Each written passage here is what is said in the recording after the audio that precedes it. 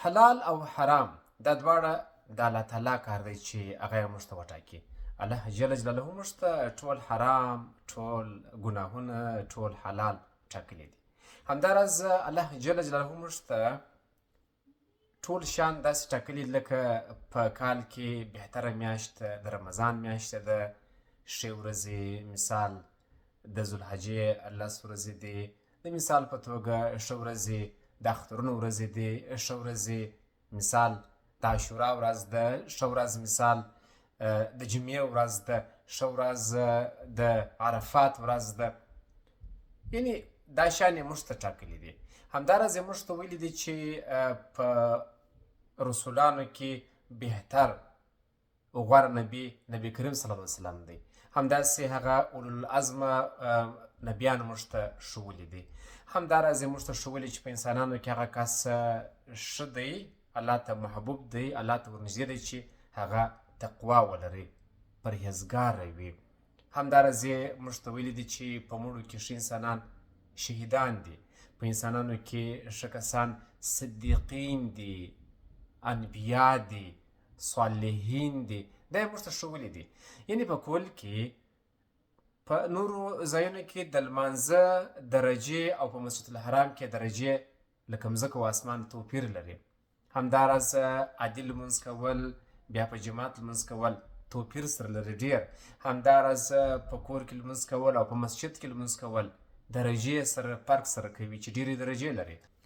زما د دې خبرو هدف دا دی چې ولې موږ د دښمن و تبر ته لاس ته واچوو، ولې موږ د ملحدینو و تبر ته لاس ته واچوو، موږ ولې کفارو ته، لادینو ته، هغوی ته دا چانس ورکړو چې هغوی پر موږ باندې نیوکې وکړي. ګورئ، کفار پر قرآن کریم نیوکه نسي کولی، ځکه دا د الله تعالی کتاب دی. لا ریب فیه، په دې کتاب کې هیڅ شک و شبه نسته. هغوی پر موږ باندې نیوکه پر صحیح حدیث نیوکه نسي کولی. د هغوی نیوکه پر موږ باندې دغه مزخرف ملایان لکه دا دین محمد، لکه عبدالخالق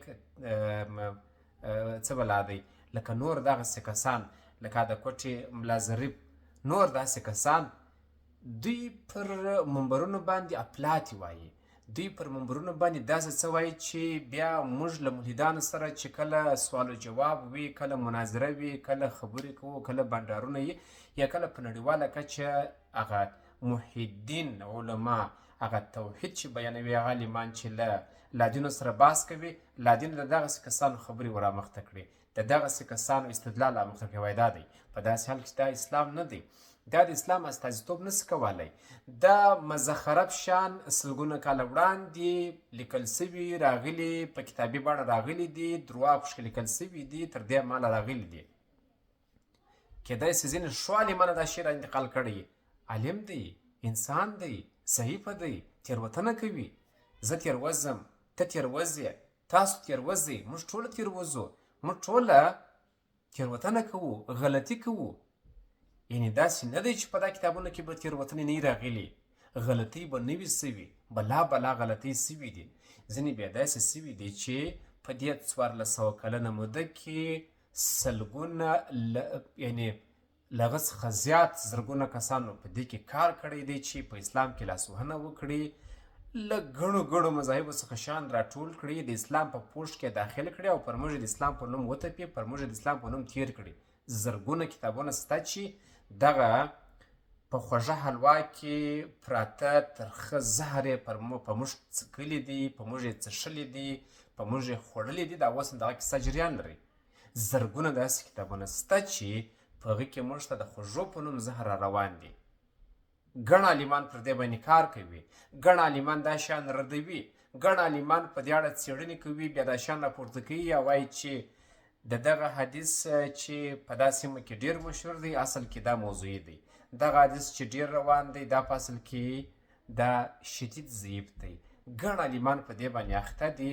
یا ځینې شیان داسې وایي دا مقوله د حدیث دی نه مشهوره سوی، دا متل دی حدیث نه دی مشهوره سوی دی، دا خبره چې په پلانکي عالم پرې تړل سوې ده دا هغه نه ده کړې. دغه کس چې په پلانکي عالم پسې تړل سوی دی، اصل کې دا کس د هغه عالم څخه یوه پیړۍ وروسته پیدا سوی دی. مثال یو ځای وایي چې پلانکی شیخ چې و هغه د امام اعظم صاحب د استاد و، په داسې حال کې چې هغه له امام صاحب څخه څو کاله وروسته زیږېدلی دی، یعنې د امام صاحب پر مهال هغه پیدا سوی نه وي. یعنې داسې درواغ چې دی په زرګونو دي. دشمن ډېر کار کړی دی، دشمن ډېر کتابونه لیکلي دي، دشمن ډېره هڅه کړې ده چې د اسلام په پوښ کې موږ ته خپل شان را انتقال کړي. په دې نړۍ کې چې څونه دینونه دي، د دې ټولو د دینونو شان د اسلام په نوم په ځانګړې توګه د امام اعظم رحمت الله علیه په مذهب کې دا شان موږ ته راغلي را روان دي چې ګواکې دا د امام اعظم صاحب مذهب دی. په داسې حال کې چې دا د هغه مذهب نه دی، په داسې حال کې چې دا د هیڅ چا مذهب نه دی، په داسې حال کې چې دا هیڅ اسلام نه دی، دا رد دی.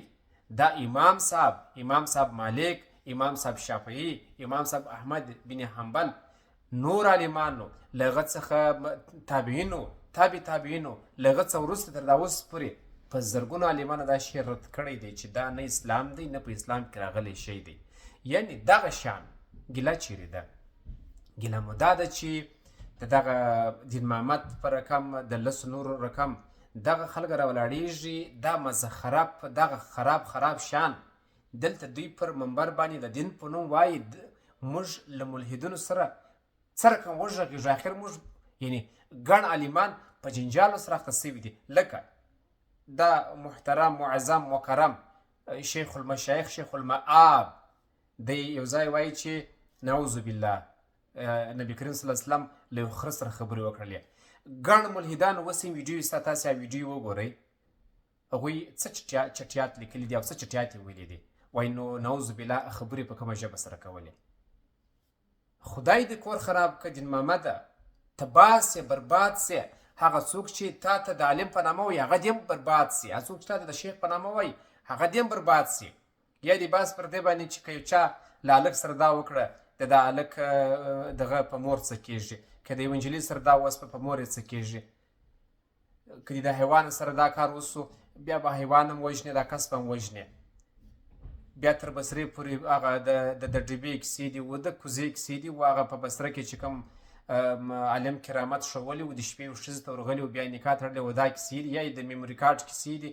ستا خو یوه کیسه نه ده، زرګونه کیسې دي. دغه ملحدین کفار لادینه هغوی دا ستاسې شان د سند په توګه موږ ته وړاندې کوي، د سند په توګه و هغو ملحدینو ته و هغو کسانو ته و هغو عالمانو ته ایږدي چې هغوی د الله تعالی پر وحدانیت باندې کار کوي. وایي دا ستاسې اسلام دی، په داسې حال کې چې دا اسلام نه دی. اسلام له دې څه پناه غواړي، اسلام دا شان رانده کړي دي، شړلي دي. اسلام له دا شان په ځان کې نه دي پرېږدي، دا رټل سوي شان دي. خو د خدای په لیاز تاسې دا شان د دین په نامه مه تېروئ. د خدای په لیاز دین محمد د قرآن پلا ووایه. دین محمد صاحب د دین محمد صاحب پلویانو د خدای په لیاز قرآن ور زده کړي، دغه کس ته قرآن ور وښایاست، دا کس ته قرآن پلا زده کړي. دا څه شي وایي؟ په خدای قسم موږ په خبرو شرمېږو، په رب قسم موږ په خبرو شرمېږو.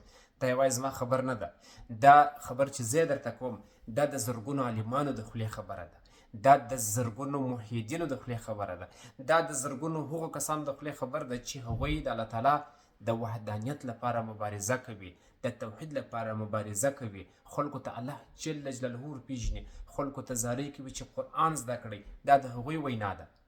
په زرګونو عالمان هم دا وایي چې د خدای په لیاز دا څه وایي، دا کس تر وتړئ. یوازې دا کس نه، ټول هغه کسان چې د پېښور د قصه خوانۍ بازار د مزخرف کتابونه، د هغه کتابونه د اسرائیلیاتو کیسې، دا د هندویزم کیسې، دا د هغه وخت د دینونو د ادیانو کیسې چې د دین په نامه تېروي، ټول دې تباه او برباد سي. د ټولو مخ دې خدای تعالی ورته ورکړي. وروستی خبر به مې دا وي چې لطفا قرآن شریف زده کړئ، لطفا احادیث زده کړئ، لطفا تاسې د صحابه کرامو لار تعقیب کړئ، د صحابه کرامو اقوال تاسې تعقیب کړئ، لطفا تاسې تابعین مطالعه کړئ، لطفا تاسې تابعین مطالعه کړئ. یعنې وروسته به تاسې پوه شئ چې دا څه اورو، دا څه وینو، دا څه حال دی. د خدای په لیاز دا څه حال دی. له ټولو عالمانو څخه مو سخته ګیله ده، په رښتیا مو ګیله ده. دا زما خبرې زما نه دي، دا زما خبرې د میلیونونو کسانو د زړه خبرې دي چې ملا صاحب، عالم صاحب، شیخ صاحب، مولانا صاحب، مفتي صاحب پر منبر باندې تاسو ولې د قرآن یادونه نه کوئ؟ ولې تاسو قرآن نه وایست هغه خلکو ته؟ ولې تاسو د نبي کریم صلی الله علیه وسلم هغه صحیح حدیث نه وایست؟ تاسو ولې هغه حدیث پر منبر وړاندې کوئ چې په هغه کې 200 مسلې پرتې 200 کسانو رد پر کړی وي، 200 کسانو ضعیف یا موضوعي بللی وي، پر هغه سربیره تاسو دا شان پر منبر باندې بیانوئ؟ د خدای په لیاز مه کوئ. ګورئ ورځو انا لله و انا الیه راجعون، ور روان یو، همغه حالات ته بیرته ورتلونکي یو. نو چې سړی په سپین مخ ورسي ښه خوند کوي، او که دا یې چې الله تعالی ورته وایي چې څه دې کړي دي، او یا الله تعالی په قبر کې همدا پوښتنه د ملایکو په ذریعه ورڅه وکړي چې من ربک، او ملا صاحب ته ورته ګونګی سي او ژبه دې ورته وتړل سي، ځکه تا خو د پیر لپاره کار کړی، تا خو د پیر په خانقاه کې ځغستلی، تا خو د پیر په دربار کې ځغستلی، او هلته دې ژبه بنده سي چې هغه وایي چې من ربک، او ستا ژبه ورته بنده سي چې اوس څه شي جواب ورکړم، من دینک، او جواب دې بیا هېڅ سي، او ورته چې لا ادري، یا دې ژبه بنده سي ګونګی سي، او یا درته وایي چې من نبیک، ځکه تا خو دلته د الله پر ځای نعوذ بالله پیر پټان ټینګ کړی، پیر ابراهیم دې را ټینګ کړی، پیر غیلاني دې را ټینګ کړی، او بل پیر ته ورروان یې، ځان ته شیخ هم وایه، ځان ته مسلمان، ځان ته عالم دین هم وایه، او ته د دغسې کسانو په پښو کې پروت یې. رب تعالی خو دې وکړي چې هلته دې بیا ژبه بنده سي چې هغه وایي چې من ربک، او ته ورته چې لا ادري. مننه، خدای مو روغ لره.